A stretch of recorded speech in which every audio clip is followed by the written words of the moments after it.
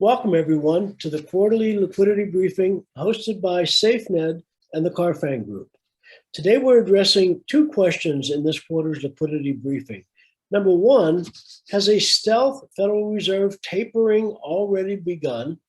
And number two, has the FDIC ushered in a new era of deposit gathering as a result of some new regulations? I'm Tony Carfang with the Carfang Group. We're consultants in treasury, payments, and liquidity. And our co-host today is Graham Henderson, head of sales for Safened, a powerful global liquidity platform for banks, corporate treasurers, and institutional investors. We're joined by expert presenters and panelists today. Larry Kaplan, a partner at the Paul Hastings law firm. Larry is in Washington, D.C. and works closely with banks and regulators on FDIC and related issues. Dave Robertson is the head of Treasury Solutions for PMC Treasury, which actually advises and performs treasury operations for many corporations. A couple of housekeeping details. First of all, feel free to submit questions in the dialog box at the bottom of the screen. Any questions that we do not answer during the session, we will follow up with written answers to all of today's attendees. We'll be sending you a link to the presentation and the deck, as well as the Q&A responses within a week following the completion of this presentation. Again, thank you for joining us today, and we hope to see you at next quarter's liquidity briefing. As you know, we do these on the third Thursday of each quarter, and the next briefing will be on January 20th. So thank you for joining us. Now, to dig right in, the question, has the Fed taper already begun? And we're going to be looking at the Federal Reserve's balance sheet and quantitative easing and how all that is playing out.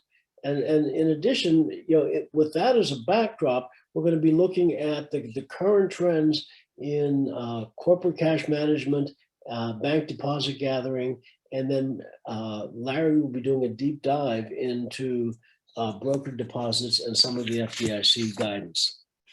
So if we look at the Fed's balance sheet, for the last 13 years, the Fed has been in the process of quantitative easing. And as you can see in the chart on the left, during the 2008-2009 global financial crisis, the Fed's total balance sheet, that is all the securities and currency and cash that it's holding, more than doubled from under $1 trillion to over $2 trillion during that particular crisis.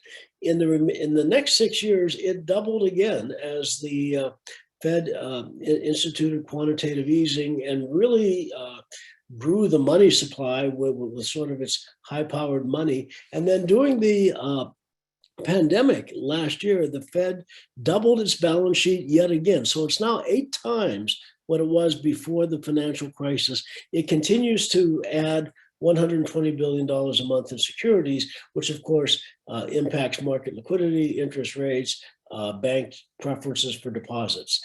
I will point out that a chart for the Bank of England or a chart for the European Central Bank would look incredibly similar to this. Now, the Fed has recently instituted its reverse repo facility.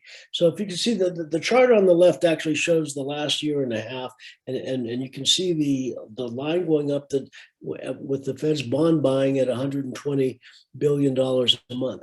But since the early part of this year, the Fed has also been entering into reverse repurchase agreements with banks and fund companies, essentially repoing out its government securities portfolio, and it's now doing that to the tune of more than $1.4 trillion. This is tantamount to offsetting bond purchases.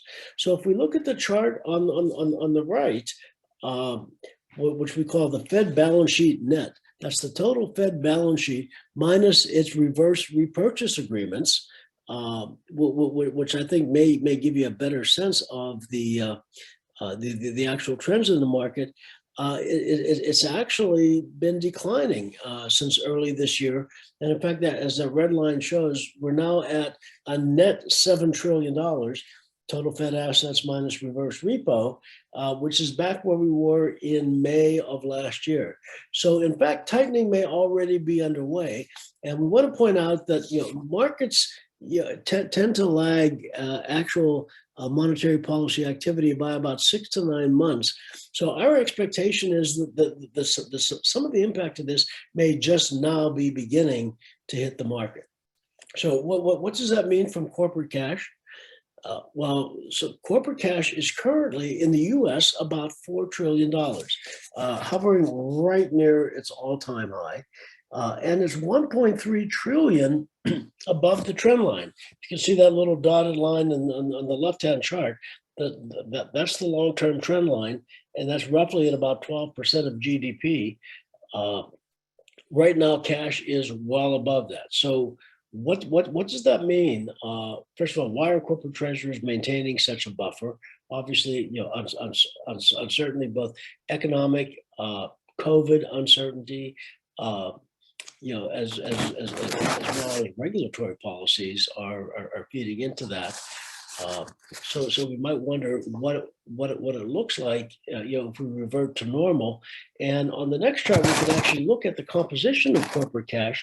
And right now, 50% of all corporate cash is in checkable deposits and currency. And that's been on a steady upward march for as long as the Fed has been quantitative easing over the last 13 or 14 years. Right now, it's more than 50%. That is well above, almost 3 times above the historical norm. At the same time deposits have fallen quite a bit. So we're wondering if there is not an inverse relationship here, and we might actually see some reversal. That is, when quantitative easing ends and we get more higher rates in the market, will time deposits rise at the expense of checkable deposits? Now, on the right-hand chart, we also see corporate holdings and money market funds declining. There are some regulatory headwinds still from the 2016 regulations. And I doubt that it's going to fall very much further, because these are high quality diversified instruments. But it looks like the real play in the market is the trade-off between checkable deposits and time deposits. And we have expert panelists to talk about that later today. Now, if we look on the bank side of the equation and look at some of the deposit trends, the actual growth of deposits, which were astronomical last year, have now leveled off just a little bit in the last couple of quarters. And deposits as a percent of GDP have actually been flat at about 75, 76% of GDP. Again, well above the historic norms. Are we in a new normal, or are we going to revert back to 60% of GDP? And keep in mind, 15% of GDP is almost $4 trillion these days. So that's a lot of money potentially moving in the market. Now, if we break this down a little bit further, the trade-off has always been between safety, liquidity, and yield. The top right chart shows non-interest-bearing deposits, which are continuing to grow year to date, almost 12%. Non-interest bearing kind of belies the notion of yield. So that may tell us that corporate treasurers are really hunkered down and they have other objectives rather than yield. The bottom right chart tells us, looks at the tremendous growth of uninsured deposits. Again, that's safety. So when we look at these together, we really see that corporate treasurers are really focused in on yield. Safety and liquidity kind of are less important as banks go into, as corporates go into non-interest bearing uninsured deposits. Now, I want to say a note about broker deposits, because we've seen a year-to-date 34% decline. The FDIC issued guidance that went into effect on April 1st. There's actually a breakthrough in terms of opening the door for technology-based deposit facilitation platforms. And as we see, a lot of banks have reclassified some of their deposits as no longer brokered. So with that as an introduction, I'd like to turn the floor over to Larry Kaplan, who will take us more deeply into this FDIC guidance. Larry. Hey, thank you so much, Tony, and good morning and good evening to folks. Happy to talk about what the FDIC did effective April 1st. Just a bit of an historic update of how we got to where we were. As folks are aware, deposit flows in and out of banks can create liquidity crises or issues, let me put it that way. And this was a key factor in the S&L crisis back in the 80s. And so as a result of that, in 1991, Congress adopted legislation that limited brokered deposits. And they basically tied this to the ability to accept brokered deposits to what was then implemented as the prompt corrective action standard. And this is pretty simple, but if you're a well-capitalized bank, which most banks are, you can accept brokered deposits without a limit. Though in reality, the FDIC does limit banks, saying you have a concentration problem if you have too many broker deposits. Then the next status was if you were adequately capitalized, you could accept broker deposits only with FDIC permission, which was granted rarely. And as you know, most bankers know, adequate doesn't mean adequate. And so once you're into adequate, the FDIC is going to put limits on you. And if you were undercapitalized, a bank cannot accept brokered deposits. You can roll them off if you've had them, but you can't accept new ones. And while we're discussing brokered deposits, it's fascinating because the term is never used in the statute. What the statute addresses and what the regulations have always addressed is who is a deposit broker. And we'll get into exactly who is a deposit broker in a few moments. But the bottom line is the statute also includes several exclusions from who's a deposit broker. And until this year, they were very narrowly interpreted by the FDIC. And so the FDIC always treated depositors or deposits as brokered unless it was really carried across the threshold by the depositor. 1 second. So what happened there was a new FDIC chairman who was adopted and or confirmed, and she basically was hearing industry complaints. The FDIC's deposit broker rules really didn't apply and didn't meet reality. If the FDIC broker deposit rules really came into effect in 1991, as you're all aware, the world has really changed in the last 30 years. And so at the end of the day, the goal was to come up with a broker deposit regime that reflected reality. And they came out with a proposed rule, which really just was, I would describe it as a changing of the deck chairs. And then they came out with a final rule a year ago that went into effect in April that really did change the world. And it really was designed to reflect and facilitate technological changes and innovation. And you know, if you think about it, since 1991, we've had the advent of PCs, we've had the internet, we've had the fall of geographic boundaries. All of those were not allowed to be really implemented by banks accepting deposits. We've also had fintech and prepaid cards and money sweeps. And as I said before, the FDIC really took a narrow view of what was brokered.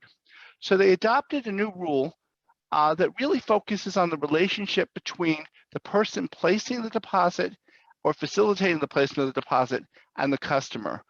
And this is in lieu of the old standard, which really revolved and looked at the bank and the customer. And so in this way, the rule codified some of what the FDIC used to do as, I would call them, secret interpretations, because there were some that were public, some that were not public, but they would apply them to everybody. So the real key under the new rule is who is placing a deposit. And if you're in the business of placing deposits, you're only a deposit broker if you place them with more than one institution. And that was really groundbreaking, because you used to have institutions that exclusively placed, like for example, a subsidiary broker-dealer would place with an affiliated bank, and the FDIC would treat those as brokered. So placement now has to be with more than one bank. And then the second prong that the FDIC interpreted was facilitation. And you're engaged in facilitation if you have the legal authority, the contractual rights, or otherwise to close the account that you've opened where you're placing other person's money. Or you have the ability to negotiate the rates, the fees, or the terms of that deposit account. Or the third prong is if you're engaging in matchmaking activities.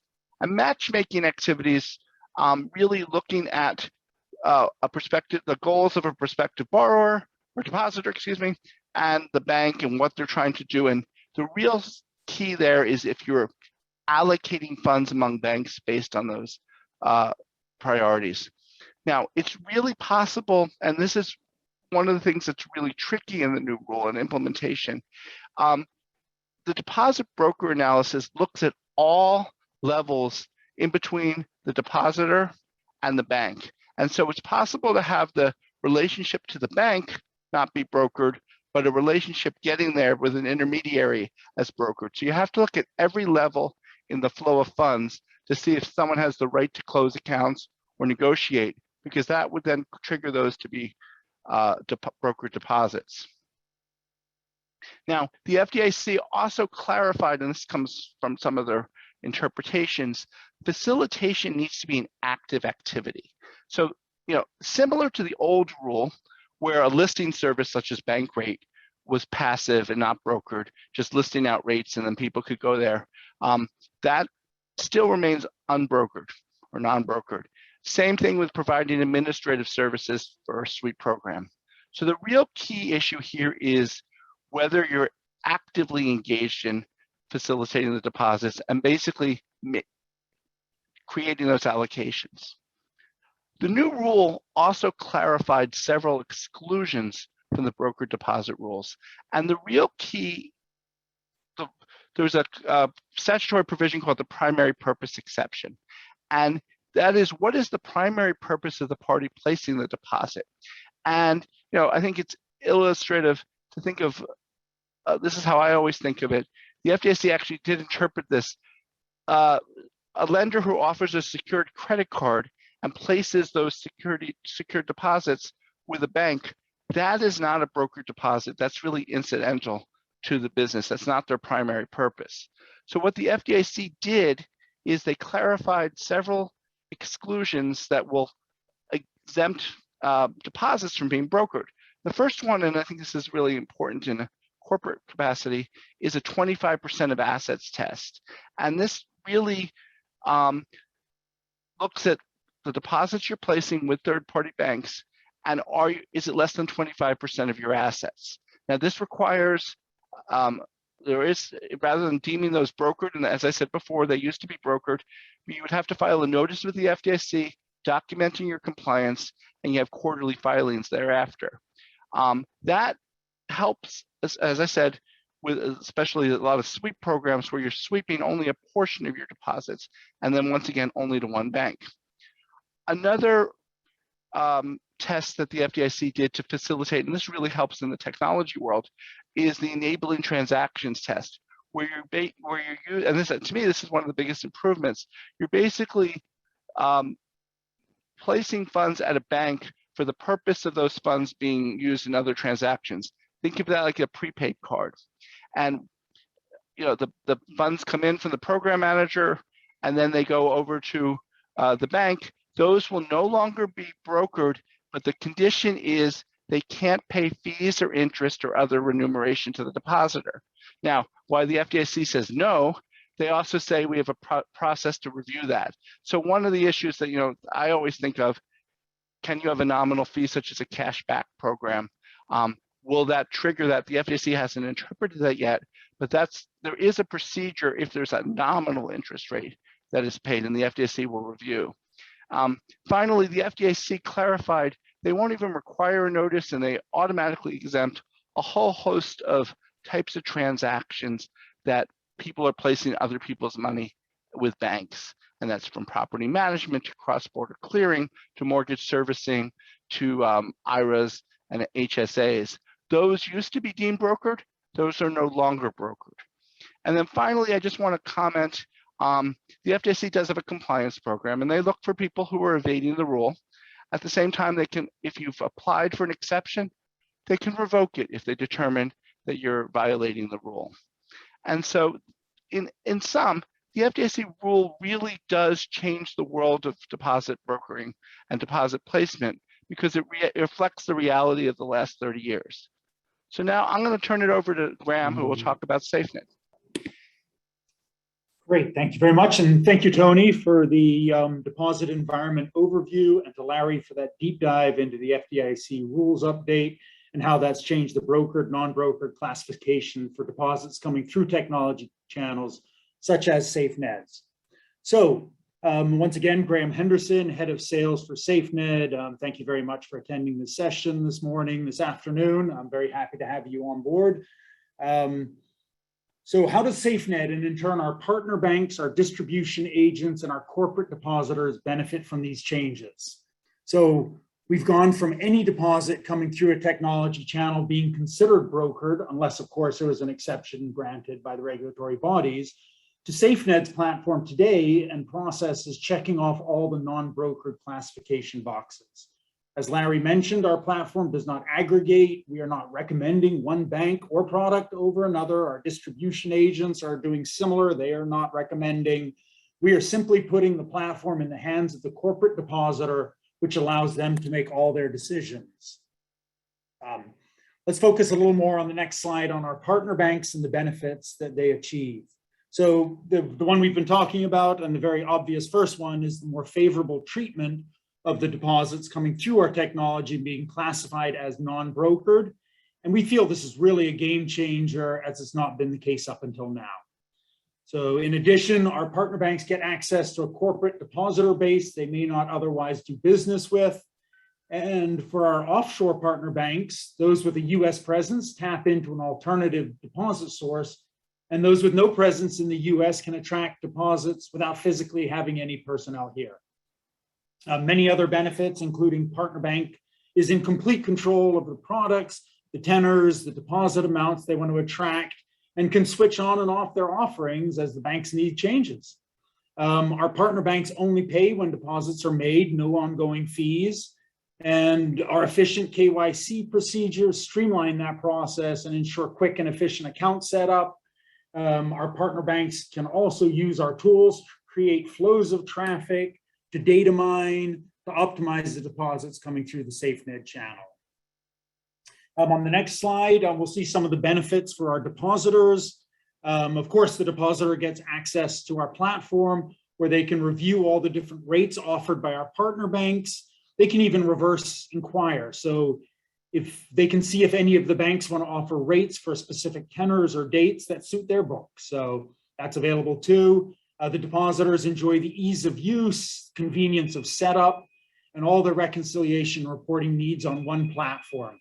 And with our updated non-brokered status, the deposits coming into the partner banks are so much more attractive. Our corporate depositors can either transact directly through the Safened Global Liquidity platform, or can access our platform through one of our distribution agents, for example, Morgan Stanley Investment Management.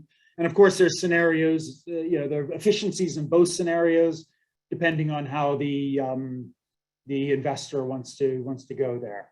So, and finally on this slide, we're looking at now a quick schematic of the process flow and where our partners fit in.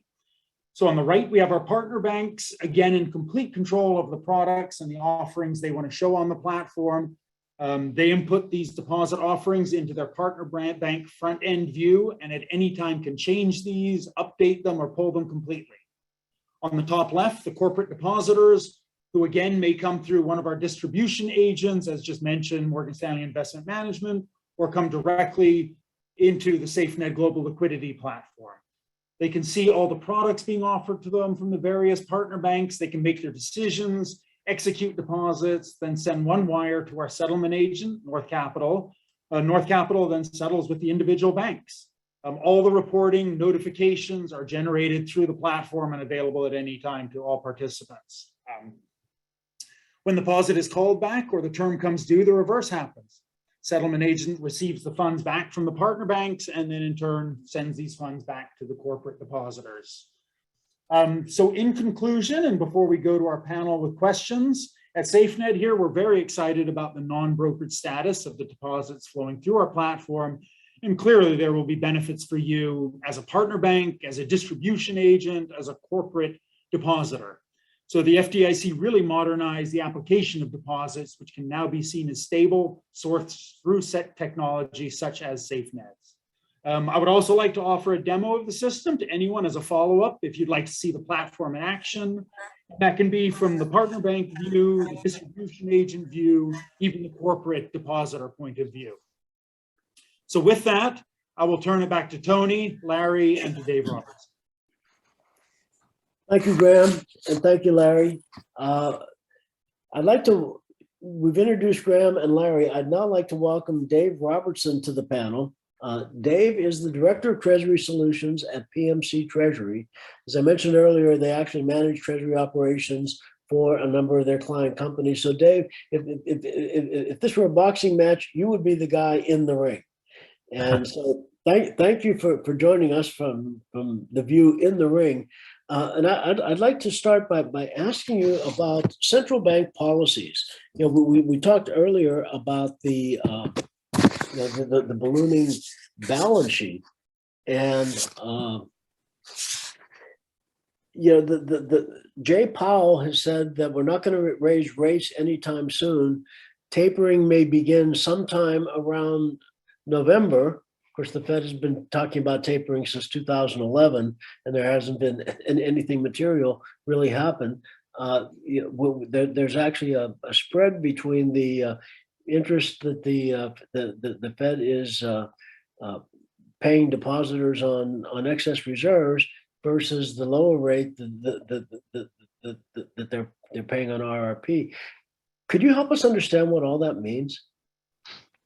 It's pretty confusing, isn't it? And I love the one chart you showed that has the net Fed assets that shows, in fact, they've been relatively flat. And, arguably, they're paying the banks to not lend out money through the excess reserve return. And the reverse repo, you could argue, is a more important rate to some extent than Fed funds. So they have raised rates.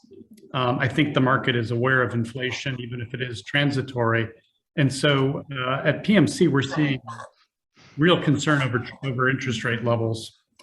We've had private equity sponsors call us and ask to go through all their portfolio companies and raise the level of hedge on their debt. So to go from a 70% fixed to a 95% fixed. So the spread then actually builds in a profit.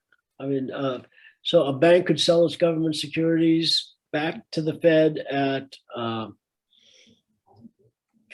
5 basis points and then place it in its reserve account and earn 15. Exactly. Yeah. And in some respects, that doesn't sound sustainable. Yeah, being paid not to lend.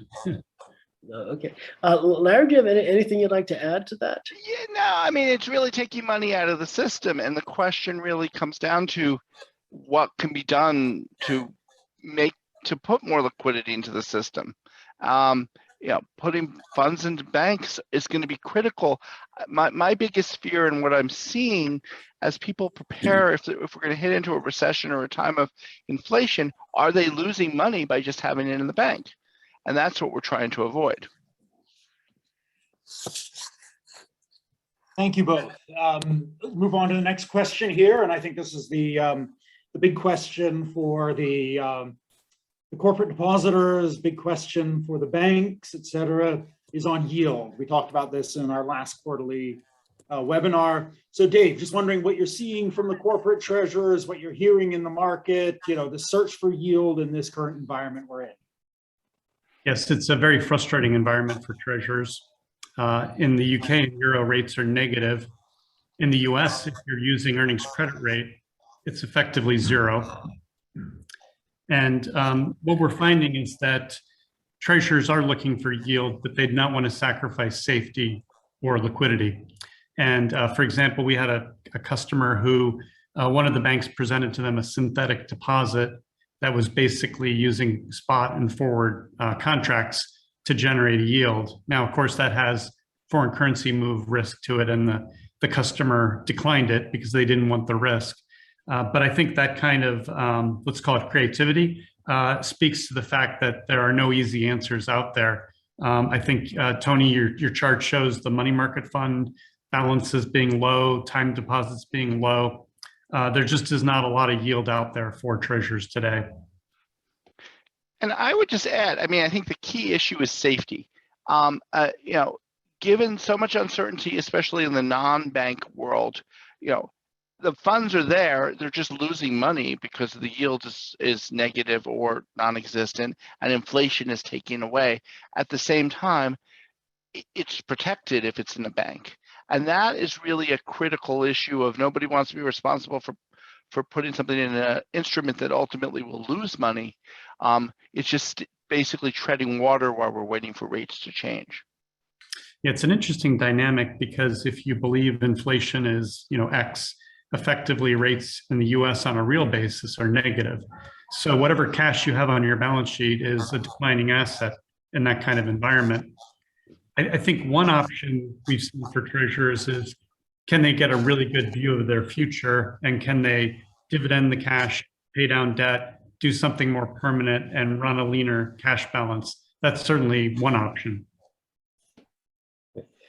Larry, I'd like to get back to your presentation on the FDIC regulations.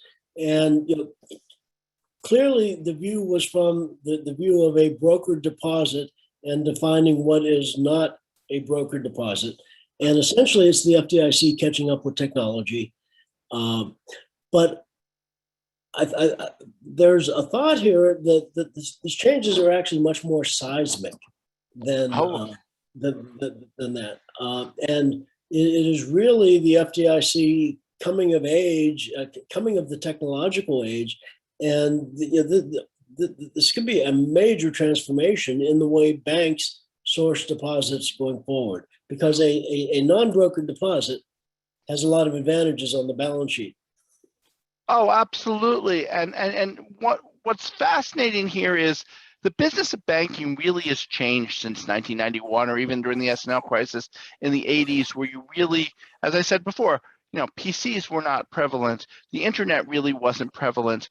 Suddenly, everybody has access to everything at their fingertips, if not on their phones, at their desktops and their wallets. And so that really really allows is a treasurer to access a bank anywhere in the country. You're not just accessing the local corner bank if you're a community banker, or you're not necessarily accessing the money center bank. So it allows the small banks to compete with some of the bigger banks if they need liquidity. It allows the bigger banks to reach elsewhere as well. And so the revision really changes how banks can attract deposits, get deposits, because they're no longer limited to just their normal geographic range. And so historically, we had a distinction between core and what's brokered. If it was a core deposit, as I said before, it was when the customer carried it over the threshold. Brokered was everything else. Suddenly we have deposits in the industry, and as a lawyer, I've been arguing this with the FDIC for years. There are deposits that act and have the indicia of core. They're not going to flow out. And banks at the same time always feared taking broker deposits because they didn't want to be criticized by the regulators. So this rule really changes the dynamics between how the regulators are viewing deposits. Yes, and then finally acknowledging there are broker deposits that act like core because they're coming from a third party. It doesn't mean that they're brokered anymore, because and basically it also allows the banks to have less fear of taking on deposits through alternative methods, such as when a third party helps place the deposits with the bank. So Dave, that's good news for both bankers and corporate treasurers, isn't it? Well, I think it is, although it's a bit of a wake-up call for banks, isn't it? Because if I'm a bank and I'm not actively trying to solve my customers' liquidity needs comprehensively, maybe a fintech's going to come along and do that, and then I need to get the deposits from them. They're going to take their profit skim as well. So I think it's interesting to look at platforms like Safened, where perhaps that's going to position me as a bank to try to serve my customers' needs comprehensively, because I'd rather be first in line with my customer, meeting their needs and bringing partners in, versus bidding on deposits to fill out my balance sheet. Great, thank you both. Let's change directions a little bit here. Larry, let's talk a little bit about sweeps. The corporates used to sweep into money funds, a little bit into deposit instruments. In your view, with this FDIC rule change, is there going to be a change here? How may this impact, what the treasurers used to do? I think it's going to make it, first of all, I think it's going to make the treasurer's job easier because they're going to have access to all this information. They're not going to have a set program. They can look and see what rates are and take action to move their deposits. They're going to do it through a vetted capacity and through programs such as Safened. And so the technology really is allowing them, as I said before, the access to a wider variety of banks, and that really opens up competition. And it really does allow all banks to operate on an even playing field, be it digital somewhere in the universe. But at the same time, it offers more opportunities for corporate treasurers to basically place their funds. I think it's a great point. If you think about a lot of the innovations, whether it's Airbnb or Uber, it's finding that capacity and optimizing the use of the capacity. And so with a lot of this technology and the ability to move the money, if one bank needs deposits, another is rich, this technology could potentially act as a switch to move the money to the right balance sheets and optimize it both on behalf of the bank and the corporate treasurer. And Dave, you alluded earlier to the fact that this actually puts more pressure on bank deposit managers to really sharpen their game, to take advantage of these new channels. So it's October, almost November. Banks are planning for 2022. What advice do you have for a bank deposit manager? Well, I think there are two strategies to focus on. One is, you showed all the charts with the flush liquidity, and anytime there's excess supply, you really need to focus on cleaning up and getting the most money out of that. So we're seeing bankers go in and look for volatile deposits that maybe should be off balance sheet, or deposits that are earning too high of a return. So that's kind of the tactical. In the long run strategy, though, I think banks need to think about the role they're going to play in their customers' liquidity. Are they going to be a general contractor bringing various solutions together, or are they going to be a participant and leverage the partnership of others? I think with the FDIC rule change, with the technology change, the clarity around how you're going to meet your customers' liquidity needs to be addressed and start to be pursued by banks. Larry, any advice to the bank deposit managers? Yeah, now I would also say it allows you to maximize safety as we go into a recession as well, and basically spread out your funds among various banks so that, if we go into a recession, your funds will be safe. We're not going to dwell on this, but, deposits in the U.S. are limited to $250,000 per bank. Is that what people are chasing?